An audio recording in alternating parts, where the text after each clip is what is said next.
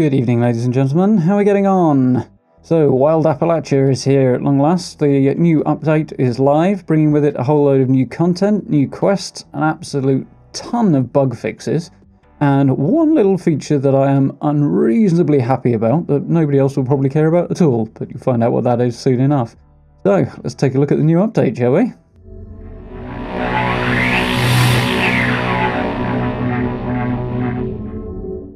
So, along with this new update, there is a new trailer for Wild Appalachia as well, which I'll link in the description below.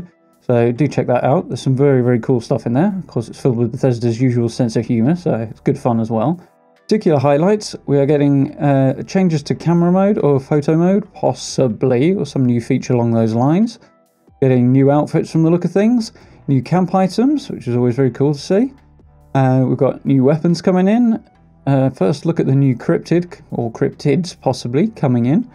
And there's also, very, very coolly, at least one new area to explore, possibly more, which is very, very cool. So, as I say, link down in the description, do go and check that one out. So, welcome to Wild Appalachia. Patch 7 introduces the first of many new content updates to come, including a new quest line, pair of daily quests, new crafting system. We've also added new features, made balance changes, fixed a ton of bugs, and much, much more. So yeah, this looks very, very cool. Looking forward to new content. This particular set of patch notes is absolutely massive. The patch is fairly massive as well, to be fair. It's 13 odd gigs, I think, on PC. So if you want to have a look at all the details, I'll put a link down in the description. We'll look at the highlights for now, I think. So let's have a look. Wild Appalachia, new quest line, wasted on Xion.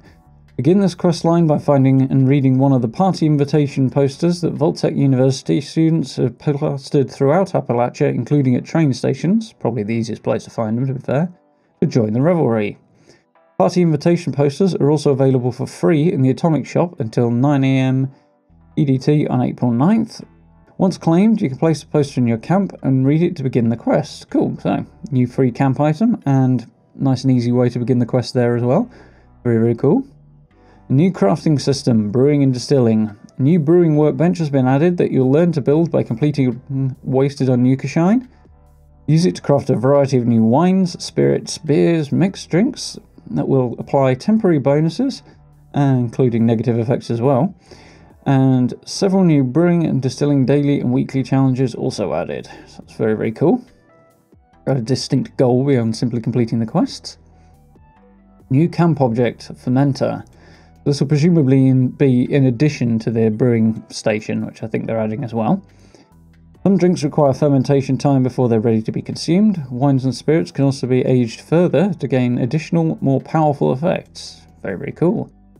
The fermenter camp object has been added to aid in this process and can be unlocked by completing Wasted on Xion. Brew up a new batch of drinks using the brewing workbench, and then use the fermenter to select those concoctions and age them twice as fast. They will age if they're sat in your inventory or your stash, but it's faster with this particular device, which is cool. Gives a whole new layer and dynamic to the new brewing system, which is cool. New daily quests, brewing and distilling. Once per day after you've completed the Wasted on Xion quest line, you can speak to Biv to continue experimentation and occasionally learn new recipes. That's further incentive to keep experimenting and using the brewing system if that's something you're interested in doing. It'll be a fun thing to try out at the very least. Generally, I tend to avoid using chems, stuff like that. Partly because of the negative attacks, partly because I don't really feel I need them. But if you do want to do that, or something you're into, that's a cool little addition to that particular set of mechanics, which is great. So the new seasonal quest, Fastnack Parade. This repeatable, limited time event will be available for 1 week from March 19th to March 26th. Travel to the town of Helvetia to aid the local Protectrons as they prepare for the annual Fastnack celebration and parade. Guide the bots to the end of their parade route to claim new loot, which may include new camp plans, and gain a chance to earn a fantastic Fastnack mask. So I'm not sure if these are actually new objects that they're suggesting the plans for, which would be very cool if they are. If not, it's just another way of getting plans you haven't already got, hopefully. More likely plans you have got. But I say that's the way these things tend to go. And Fastnack masks. So there are many Fastnack masks up for grabs. Some are exceedingly rare. Trade with your friends to acquire any particular mask that catches your eye. So yeah, presumably you'll have to run it a fair few times if you want the rarer masks, but hopefully that means there'll be quite a cool selection available. It also means that Helvetia is likely to be quite a busy neck of the woods, but on the plus side, it means you'll have a better chance of getting through the quests with other people and getting the best rewards by having the best outcome, because there's more of you to complete the quest together. So that should be cool. General, server maintenance. So messages displayed when servers are taken offline for maintenance have been updated. Message displayed when an individual server comes down is now, please join another world, this world will be undergoing maintenance soon. So that's just server specific. And if it's across the whole game as a whole, for all the servers, then it's game services are shutting down for maintenance soon. Okay, that should clarify what's going on a little bit more. Atomic Shop. Change appearance. Players can now preview Atomic Shop items while navigating the in-game Change Appearance menu. Okay. After entering Change Appearance menu from the map, Atomic Shop items such as hairstyles and tattoos populate the list of appearance changes that players can preview. Basically, you can see what it looks like before you buy, which is cool. Workbenches. Players can now preview Atomic Shop items such as paints, headwear and outfits from the list of craftable items that appears after entering a workbench. Additionally, a toggle has been added that players can use to show or hide unowned Atomic Shop items in the craftable list, so you can tidy things up if you want to. Yeah, it's cool. Basically, again, you can see what it looks like and try it out, sort of try it out, before you drop your atoms on it, which is very, very cool. So, balance changes, energy weapons, heavy weapons. These are things I think quite a lot of people are going to be very interested in, myself included. So, energy weapons. The amount of condition damage that heavy energy weapons take per shot has been reduced, and they should now last 4 to 5 times longer before needing repairs. That's great, because they do tend to degrade quite quickly at the moment. The only energy weapon I'm using at the moment is a pistol, but it does tend to break down quite quickly. The amount of condition damage semi-auto energy weapons take per shot has been reduced by half, so they should last twice as long. Okay, so that's the one that directly affects me. Base damage for semi-auto energy weapons has been increased by 10%. Nice, so my pistol should be punching a little bit harder. It was already better than the 10mm, but giving it a little extra boost is always welcome. Heavy weapons. The high rate of fire automatic heavy weapons have had their fire rates reduced across the board. Weapon damage has been increased by 10% to maintain their original damage per second. So basically, it'll fire slower but do more damage per shot. So for high rate of fire heavy weapons, we wanted to drastically increase their effective damage per second against armor, without pushing the baseline damage per second too high. Changing fire rate provided for room for a damage increase to help punch through armor more effectively. So for most enemies it won't make a great deal of difference, but if you're talking about something that's more heavily armoured, you'll be hitting a little harder, in short. So, heavy weapons. Weapon damage for all other automatic heavy weapons has been increased by 10% to 20%, depending on the weapon. And the amount of condition damage automatic ballistic heavy weapons take per shot has been reduced by 75%. That is a massive reduction. Very, very cool. As again, those weapons tend to shake themselves to bits, so you'll be spending a lot less time repairing them at workbenches, which is always great. We hope that some of these adjustments for energy weapons and heavy weapons will make your guns feel more useful, and from their durability to their ammo consumption rates. Hopefully that'll be good, yeah? We know that some in the community have been asking for weight changes for heavy weapons. While we haven't addressed that in today's patch, we do plan to make improvements in a future update, and we'll let you know as soon as we're ready to share more details. So, I have mixed feelings on whether or not that's a good way to go. Presumably they're testing out the balance on that, which is why it's not available just yet, but for those who are interested in seeing their heavy guns weigh a bit less, hopefully that will be coming in the future. And flux. Different types of flux have had their weight and cell values adjusted. Stable flux base value increased to 100 caps. Raw has been reduced to 10. Inert flux weight has been reduced to 0.2 pounds, and the base value reduced to 0 caps, so it can no longer be sold. That basically means if it breaks down over time, it will lose its value, whereas if you process it, presumably, I haven't actually tried this out yet, then the value will increase, which is cool. Camp, crafting and workshops. Budget adjustments. Some camp objects, such as turrets and lights, now consume far less budget, but also now have a maximum amount that can be placed in a camp or workshop. So in short, what this is allowing you to do is, if you build less turrets, you'll have significantly more space than you would otherwise have to build additional objects. But the limit on the number you can build will mean that it prevents abuse of building too many turrets, gaming the system, using them in griefing, things like that. Whilst at the same time, it'll also prevent you from building absolutely tons of them and then putting way too much of a strain on the servers, which is basically what I've been saying over the last few weeks. But yeah, that's great. You should free up more budget for us to build, which is very, very welcome. So, camp placement adjustments. This is particularly relevant to the upcoming new content patches, particularly from now onwards. Occasionally, new game content may need to occupy a space in the world that was previously usable as a camp location. When this occurs, a new no-build zone will be placed in that spot, preventing players from building there in the future.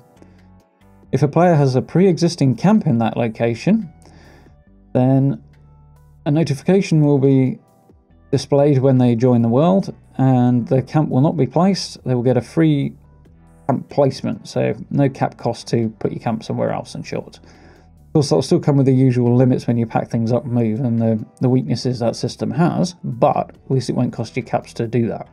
So, several additional environment objects, such as grasses, ferns, swamp fungus, will now disappear when the player builds camp objects on top of them, so that's an expansion of the bulldozer feature.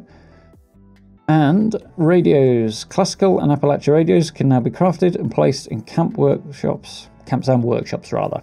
It's cool. Some extra features. They had got that initially, I believe, in the beta and took them out, but sounds like they're back in. So, design and gameplay. AFK timer, a timer that disconnects players after a period of inactivity, is now 25% longer if you're sitting or sleeping. So if you need to nip off and do something, don't want to log out, just use a bed or a chair. Carry weight limit. New destroy option will now appear in place of the drop option, so it's replacing that when a player has exceeded their absolute maximum weight limit. So that's £1,500 plus your current carry weight limit. Selecting this option will destroy the selected item instead of dropping it on the floor, which can be repeated with additional items until the player's total weight meets or falls below the absolute limit. While above the absolute weight limit, items can no longer be dropped, traded or consumed. They can only be kept or destroyed. So, dev note's very important here. As part of our ongoing quest to improve the game's overall economy, performance and address items created as a result of exploit abuse, we have decided to implement a destroy option for players who've surpassed the absolute weight limit. It should help reduce the cases of excessive item hoarding, so that should prevent you filling your stash up quite so quick, hopefully, as well as prevent duped items from being dropped and making their way into unsuspecting players' hands. So yeah, just another addition designed to tackle duping primarily, and hopefully reduce the opportunity for players who aren't duping to be caught in the crossfire, I suppose, when things are removed. So, user interface changes. Challenge tracking. Tracker has been added to the map to help players take note of their current active challenges at a glance, and to enable them to monitor progress on the challenges they choose to track. The players can now access the challenges menu directly from the map, and selecting a challenge from the list will add it to the tracker. Open the map at any time to view tracked challenges as well as progress towards challenge completion. Notifications will now display whenever progress is made towards a tracked challenge. So that'll be in the top left corner of your screen, as with other notifications, which is cool. Player reporting system. A new report player option has been added and will appear below the block option upon clicking on a player's name in the social menu. Clicking report player will open a reporting menu that features several options, including reporting them for cheating or exploiting, harassment, having an offensive name, or making real-world threats. Some reportable behaviours may fall under one of these categories. For example, offensive language can be reported using harassment, and scamming or using bots can be reported via cheating. It sounds like there's sub-menus in place, basically, is what they're saying there. Selecting one of the above reporting options will send a report to Bethesda customer service team for further investigation. So that should mean that any non-genuine reports should also stand out and be viewed by the customer service team and therefore be disregarded. So it should prevent any abuse of that system as well, hopefully. Chat volume setting. A new chat slider has been added to the audio settings menu and can be adjusted to increase or decrease the volume of incoming voice chat. So if somebody's deafening you, in short, you can prevent that now on your own side, which is always good. And good for people who are creating content as well, so that's always a bonus. And here's my tiny little favourite thing that they've added that I am so happy to have. I've been crying out for this particular feature for ages, particularly with streaming, because it's been catching me out, and I no longer have to worry about in-world radios. Thank you. So, new world radio slider has been added to the audio settings menu and can be adjusted to increase or decrease the volume of all in-world radios. The existing radio volume slider has been renamed Pip-Boy Radio, and both settings can be adjusted independently. Fantastic. That is absolutely brilliant. So if you run up to a train station in particular, or anywhere else that there's a radio just floating around, for those of us who are streaming or creating content, we no longer have to worry about getting copyright issues, because we can just turn them off. Which, to be fair, the music in question is copyrighted, and it should be, and the people who create this work absolutely deserve credit and deserve to be able to get due monetization for their work. But personally, I don't deserve to not have a choice in whether or not I include that in my content that I'm creating. Now I have the option to remove it altogether and don't have to faff around either having difficulties doing it in post, or in the case of live streams, you just can't do that. Now I can just turn them off and it's no problem. Absolutely fantastic. It gives us a choice that we desperately needed. I'm so happy to have that. So, hell yes, thank you, Bethesda. I realise most people won't give a rat's rear about this one. Fine, but you know, it's good for me. I'm very happy about that. Speaking of, if you haven't checked out the streams, keep an eye out. Make sure you hit the subscribe button and notification bell, and then you'll know when I go live. And you can hang out, join in the chat, have some fun while we play Fallout and other things as well. So, bug fixes. There are absolutely tons under this particular heading. I mean, absolutely loads. There's about 5 screens worth, and I don't have the smallest of screens. So, this is quite a lot to go through, so I'm not going to go through it all, in short, rather than being here all night.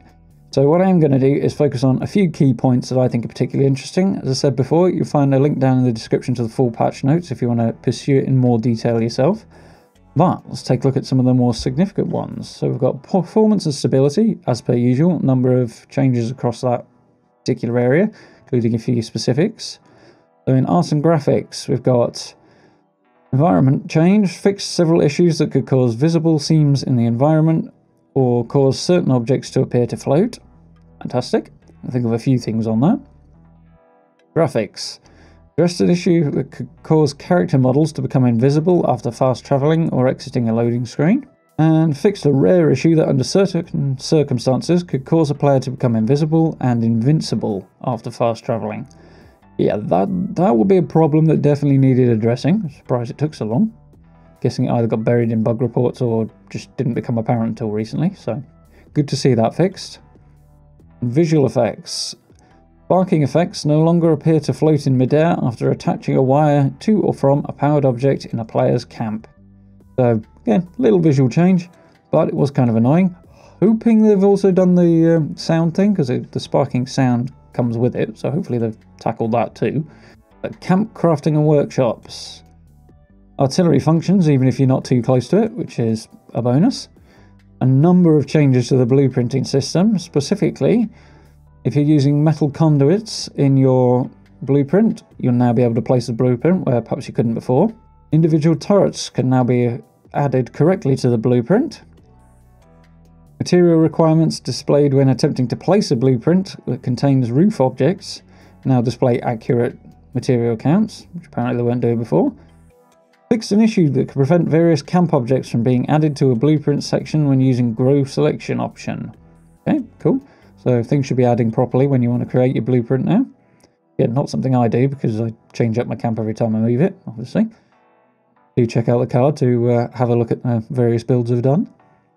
And fix an issue in which a blueprint would not be saved if a tamed creature was the only thing selected. Yeah, you can now blueprint your tamed creatures on their own. Crafting. Brick-powered doors can now be correctly placed on corners next to an adjacent object, such as a wall that had already been placed. So, presumably there was a build order issue there that could get around it, but now you can just snap them straight in whatever order you like, and it should function properly, which is great. Doors. Now appear correctly aligned within the door frame when snapped to brick walls that have door frames. So where previously the doors wouldn't align up properly and you could see a gap, they basically floated in front of the wall or over the gap. Now they should snap into place properly, which is fantastic. It was one of the biggest drawbacks to building with the brick textures. It was kind of unsightly. Some doors were worse than others, but some snapped properly depending which way round you had them and like that. Now they should all work properly, hopefully. So glad to see that changed. Exploits. Just an exploit that could allow stored camp objects to be duplicated. Just an exploit that could allow blueprints to be duplicated when moving locations. And fix multiple issues that could allow players access to unintended areas using certain camp objects. Cool, always happy to see exploits going. So, foundations. Addressed an issue that could allow players to stack foundations under certain circumstances. Now, I'm not sure if that means just direct stacking, literally placing them one on top of the other, or if that includes techniques like the one Jug displayed in a recent video, wherein you basically put a staircase in the floor and then snap the foundation to, or a staircase and then snap the foundation to that. Hopefully the latter will still work, so you can get around it and use double height foundations if you want. But it's possible it might not, so be prepared for that one. Also, be prepared for the slight possibility that if you have done this in an existing camp, when you log back in, you might find that piece is missing. You might not, but just be prepared for the eventuality. Repair all. Fix an issue causing camp object repairs to require more materials than intended. Thank you, appreciate that one. Material requirements displayed when attempting to repair all with the contractor perk should now correctly match their actual material cost. So if you've got that equipped, you should see the effect of that correctly displayed. Turrets. Newly placed turrets will no longer automatically attack the owner's wanted teammates. I get why they've changed that, but I kind of wish they hadn't. The point of the wanted system is to punish players for causing aggro to other players. So taking away something that effectively punishes them doesn't seem like an ideal situation. I mean, it wasn't intended, and it's not, and it prevents them from playing with their friends, or prevents them from going to their friends' camps. But generally, I'm in favour of additional punishment for people being a pain in the backside. So, not my favourite fix, that one, but okay, fair enough. Fixed an issue that could prevent turrets from firing at enemy creatures, basically making them work properly, which is great. I've seen at least one occasion, in fact I've seen a lot more than one occasion, where I've noticed turrets just weren't firing when we were under attack. So that's a welcome change. So, a whole load of bug fixes to the challenge system, always good. Combat. Exploits. Address an exploit that could allow players to repeatedly fire critical attacks without consuming a critical charge. Yeah, that's welcome. Starting to wonder if actually I have run into this. It's kind of possible I might have done. But yeah, definitely don't want to see that happening. Stealth. Players no longer get stuck in the caution stealth state when no enemies are nearby. Didn't know that was a thing, but yeah, that's good. VATS. Some big changes here. Firing in VATS with a 0% chance to hit will no longer cause all subsequent shots fired to miss until the player exits and re-enters VATS. That's good.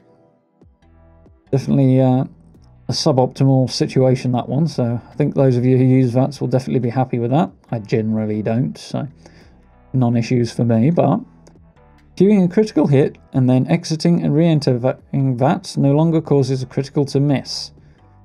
So I don't know if that means it's still there when you re-enter, or if you queue it, fire it, and then quickly exit VATS, the thing would miss, but either way it should be functioning properly now. Firing immediately after entering VATS no longer always causes that shot to miss. Presumably that means before the percentage has actually appeared on your screen, if you snap a shot off too quickly. It should respond with the appropriate percentage rather than just missing 100% of the time, which is... It makes VATS snapshots, I suppose, more viable. But yeah, again. Fix an issue causing VATS to initially display a 0% chance to hit and sometimes repeatedly switch between 0 and the correct calculated hit chance. So yeah, another visual display correctly thing. Possibly a mechanical change, I'm not entirely sure, but should mean VATS is less random about when it chooses to hit and when it doesn't, especially if it's flickering quickly between the two. Then you'll end up with a luck of the draw on whether or not you time your click right. or you button press on a controller. So yeah, that's definitely a good change. Enemies. Fixed an issue that could cause invisible enemies to spawn at Sunshine Meadows. Prevent players from climbing it. Good. That's something they've been working on for a while, I think, that one. General. Fixed an issue that could cause an enemy to become invisible and made bee swarms visible. Really sure they were visible anyway, but I'm guessing there was something going on there. So yeah, enemies shouldn't be invisible anymore. I'm in favour of this. I think most people probably would be.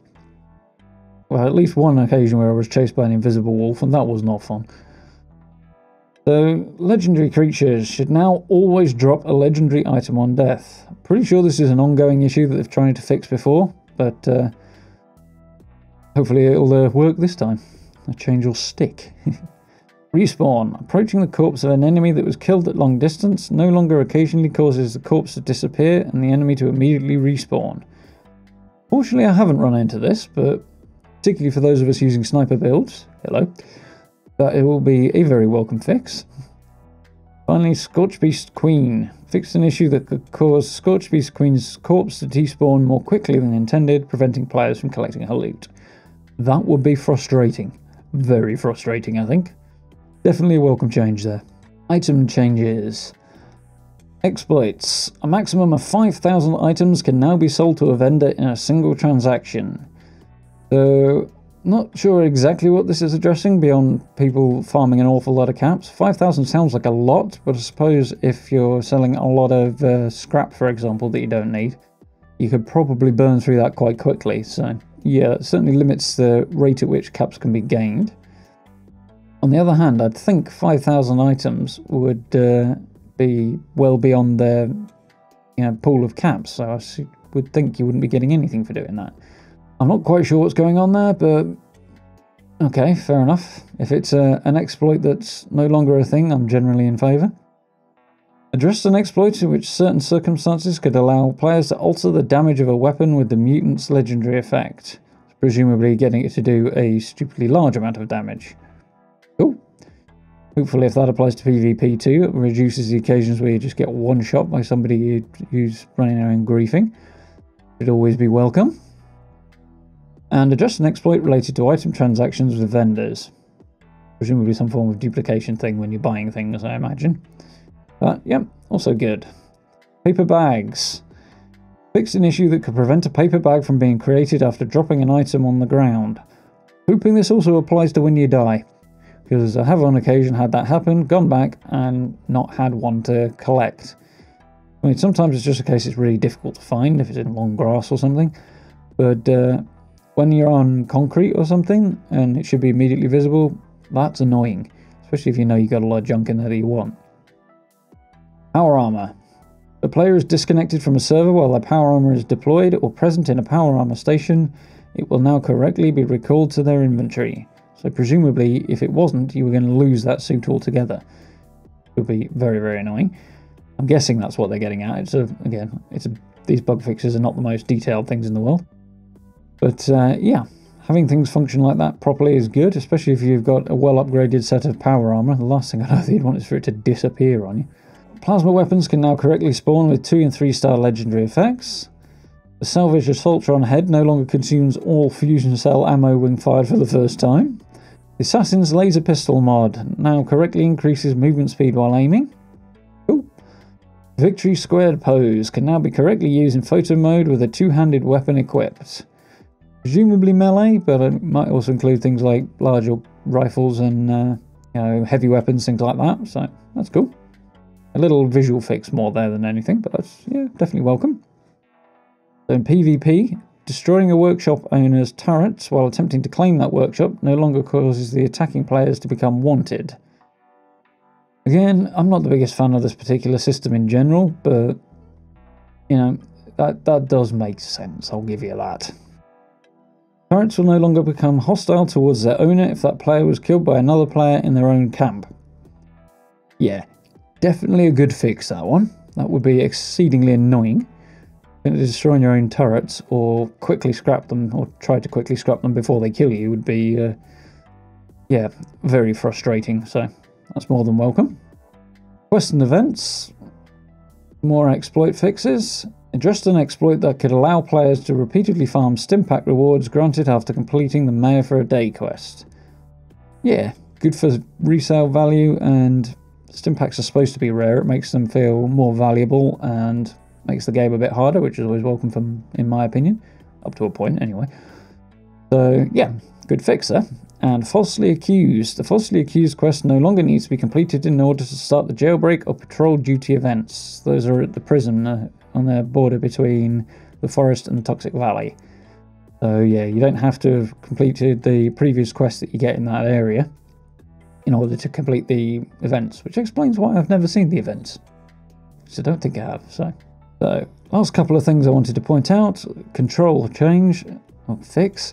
Fixed an issue that could prevent the player from selecting items on the map or scrolling down in Stash and Pip-Boy menus. Generally, you just have to kind of move around a bit and then it'll start working, but having it work properly is good, because yeah, not at the end of the world kind of a problem, but just a little bit of a kind of, not this again, you know? So, glad to see that gone. I've certainly seen a lot of that particular issue. Fixed a visual issue that could cause power armor pieces to duplicate when equipping them using the power armor transfer menu. So I've got an entire power armor frame sat in my stash and in my inventory that doesn't actually exist. I think the weight exists, but the item itself doesn't. And that's how it came into being, so hopefully that means it'll disappear, freeing up a few pounds anyway. And making it easier to not be confused as to which suit of power armor I'm looking for. Always a bonus. So, fixed an issue in which certain invisible and unusable creature weapons could be unintentionally looted, adding phantom weight to a player's inventory. Hopefully that means a fix to the phantom weight itself as well. So, hopefully a few people who are struggling with their carry weight will find it drop back a little bit. So, definitely a welcome fix. And items looted from super mutants no longer occasionally disappear from your inventory. That's weird. I hadn't noticed it, but then I probably wouldn't. It's usually harder to spot things that have been taken away than added.